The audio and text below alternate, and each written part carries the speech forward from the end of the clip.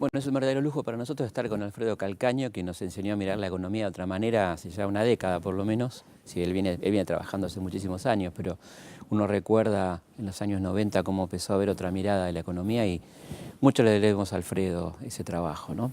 Quería preguntarte, Alfredo, en principio, ¿había otra posibilidad o estábamos obligados a entregarnos a esa economía neoliberal que comenzaba a regir en el mundo en esos momentos, en los años 90? Había otra posibilidad. Ahora, las posibilidades teóricas estaban todas.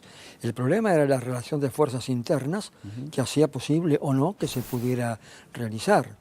Que había otra posibilidad es evidentemente sí.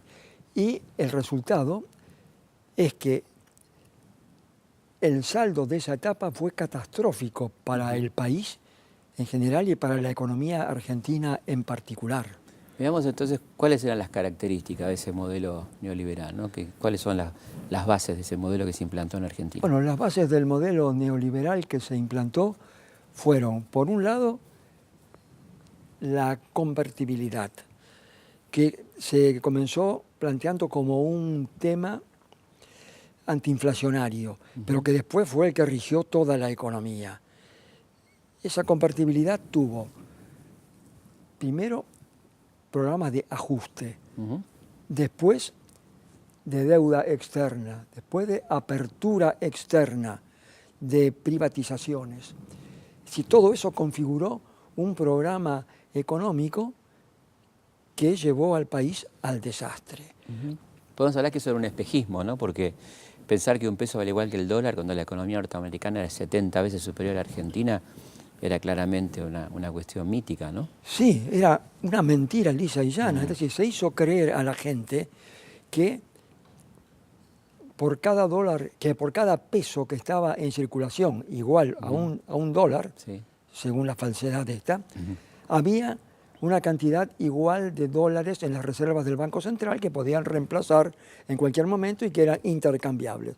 Falso, porque era cierto que en cuanto al circulante, había 20.000 millones de reservas y 20.000 millones de dólares, pesos, pero lo que no se decía era que había 80.000 millones de depósitos a plazo fijo y depósitos en cuenta corriente y caja de ahorros que hacían totalmente imposible pasar todo el dinero que se utilizaba, que estaba en circulación, porque no daban los números. Y eso se comprobó cuando se cayó la convertibilidad.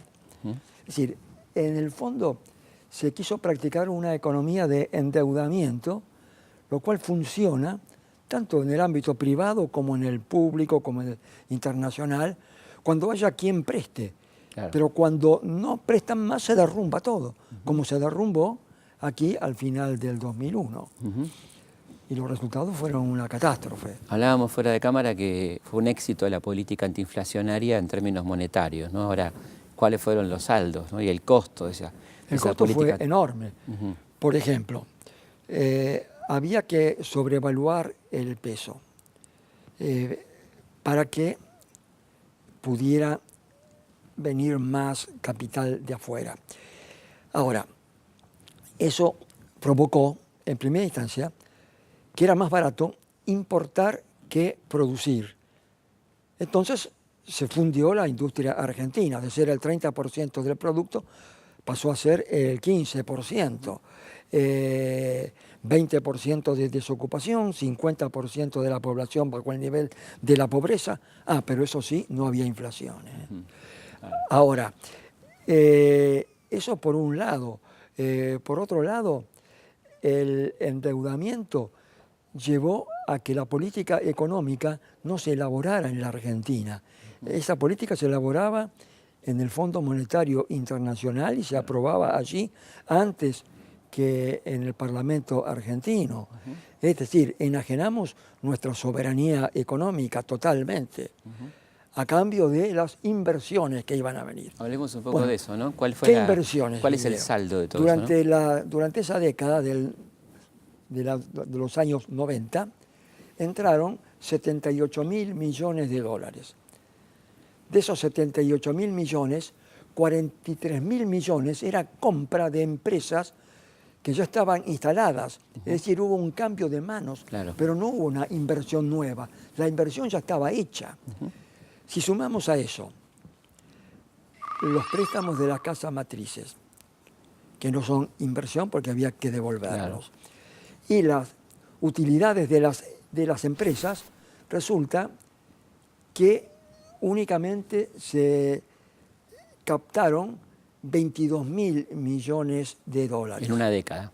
En una década, sobre 78.000 en su total. Y resulta que precisamente en esa década lo que se remesó por utilidades e intereses, es decir, por remuneración del capital que entraba, fueron 23.000 millones. Es decir, 1.000 millones más de lo que habían entrado. De modo que era una farsa que estábamos alimentados por el capital extranjero y se condicionaba la economía del país a no cometer ningún acto que pudiera molestar a ese capital, que era el que nos salvaba, entre comillas.